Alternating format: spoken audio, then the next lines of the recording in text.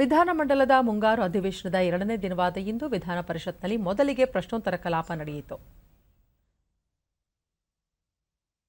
ಕಲಾಪದಲ್ಲಿ ಪ್ರಶ್ನೆಗೆ ಉತ್ತರಿಸಿದ ಬೃಹತ್ ಕೈಗಾರಿಕಾ ಸಚಿವ ಎಂಬಿ ಪಾಟೀಲ್, ರಾಜ್ಯ ಸರ್ಕಾರ ಸಣ್ಣ ಕೈಗಾರಿಕೆಗಳ ಅಭಿವೃದ್ಧಿಗೆ ಹೆಚ್ಚಿನ ಒತ್ತು ನೀಡುತ್ತಿದೆ. ಸಣ್ಣ ಕೈಗಾರಿಕೆಗಳಿಗೆ ಹೆಚ್ಚಿನ ಮೂಲಸೌಕರ್ಯ ಕಲ್ಪಿಸಿ ಅವುಗಳು ಎದುರಿಸುತ್ತಿರುವ ಸಮಸ್ಯೆಗಳಿಗೆ ಪರಿಹಾರ ಕಂಡುಕೊಳ್ಳಲಾಗುತ್ತಿದೆ ಎಂದರು. ಅಲ್ಲದೆ ಎಲ್ಲಾ ಜಿಲ್ಲೆಗಳಲ್ಲಿ ಆಯಾ ಪ್ರದೇಶಗಳಲ್ಲಿನ ಕಚ್ಚಾ ವಸ್ತುಗಳನ್ನು ಆಧರಿಸಿ ಸ್ಥಾಪನೆಯಾಗಿರುವ ಕೈಗಾರಿಕೆಗಳ ಅಭಿವೃದ್ಧಿಗೆ ಆದ್ಯತೆ ನೀಡಲಾಗುತ್ತಿದೆ. ಬೆಂಗಳೂರು ನಗರ ಹೊರತುಪಡಿಸಿ ಇತರೆಡೆ ಬೃಹತ್ ಕೈಗಾರಿಕೆಗಳ ಸ್ಥಾಪನೆಗೆ ಸರ್ಕಾರ ಖಾಸಗಿಯವರ ಜೊತೆ ಮಾತುಕತೆ ನಡೆಸುತ್ತಿದೆ.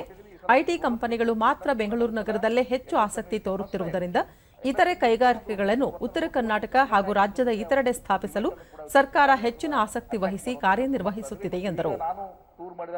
ಸದ್ಯ ದೇವನಹಳ್ಳಿಯಲ್ಲಿರುವ ಬೆಂಗಳೂರು ಅಂತಾರಾಷ್ಟ್ರೀಯ ವಿಮಾನ ನಿಲ್ದಾಣ ಮೇಲೆ ಪ್ರಯಾಣಿಕರ ಒತ್ತಡ ಅಧಿಕವಾಗುತ್ತಿರುವ ಹಿನ್ನೆಲೆಯಲ್ಲಿ ಎರಡನೇ ಅಂತಾರಾಷ್ಟ್ರೀಯ ವಿಮಾನ ನಿಲ್ದಾಣ ಸ್ಥಾಪನೆ ಪ್ರಸ್ತಾವದ ಬಗ್ಗೆ ಚರ್ಚೆ ನಡೆಯುತ್ತಿದೆ. ಸದ್ಯ ತುಮಕೂರು ಸೇರಿದಂತೆ 5-6 ಪ್ರದೇಶಗಳನ್ನು ಗುರುತಿಸಲಾಗಿದೆ.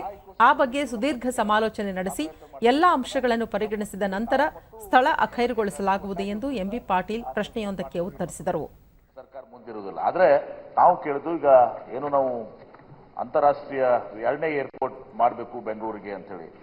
ಯಾಕಂದ್ರೆ ಬೆಂಗಳೂರಿಗೆ ಈಗ ಕೆಂಪೇಗೌಡ ಇಂಟರ್ನ್ಯಾಷನಲ್ ಏರ್ಪೋರ್ಟ್ ಏನಿದೆ ಅದು 2035 ಅದ್ರ ಪೀಕ್ ಅನ್ನೋದು ಮುಟ್ತದೆ. 110 ಮಿಲಿಯನ್ ಪ್ಯಾಸೆಂಜರ್ಸ್ ಮುಟ್ತದೆ.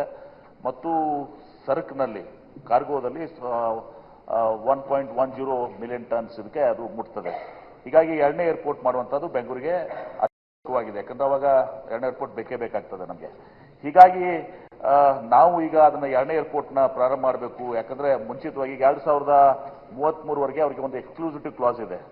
2030 BIL ಏನಿದೆಲ್ಲ ಅವರು 2033 ನಾವು ಇನ್ನೊಂದು ಏರ್ಪೋರ್ಟ್ ಅನ್ನ ಮಾಡಲಿಕ್ಕೆ ನಾವು ಸಾಧ್ಯ ಇಲ್ಲ. 2033 ಮುಗೀತದೆ. ನಾವು ಈಗ ನಾವು ಅದನ್ನು ಪ್ರಾರಂಭ ಮಾಡಿದ್ರೆ ಬಹುಶಃ ಲ್ಯಾಂಡ್ ಎಕ್ವಿಜಿಷನ್ ಎಲ್ಲ ಸಮಸ್ಯೆ ತಗೋತೀವಿ. 7-8 ವರ್ಷ ಬೇಕಾಗುತ್ತೆ. ಅದೆಲ್ಲ ಮಾಡಿ ಇವತ್ತೊಂದು ದಿವಸ ಇದು ಮಾಡಬೇಕಾಗ್ತದೆ ಅಂತ ನಾನು ಈಗಾಗಲೇ ಒಂದು ಸಭೆನೂ ಕೂಡ ಮಾಡಿ ಅದಕ್ಕೆ ಏನು ನಮಗೆ ಏಜೆನ್ಸಿ ಇದೆ, ಕನ್ಸಲ್ಟೆಂಟ್ಸ್ ಇದ್ದಾರೆ, ಅವ್ರಿಗೆ ನಮ್ಮ ಐಡೆಕ್ನವರು ಕೂಡ ಒಂದು ಭಾಗವಹಿಸಿದ್ರು, ಅದು ಮಾಡಿದ್ದೀವಿ. ಈಗ ಈ ಎರಡನೇ ಏರ್ಪೋರ್ಟ್ ಸನ್ಮಾನ್ಯ ಸಭಾಪತಿಗಳು ಬಹಳ ಸ್ಪಷ್ಟವಾಗಿ ಹೇಳ್ತೇನೆ, 7-8 ಲೊಕೇಶನ್ಸ್ನ ಇವತ್ತು ದಿವಸ ನಾವು ಅವರಲ್ಲಿ ಪ್ರಸ್ತಾವನೆ ಮಾಡಿದ್ದಾರೆ.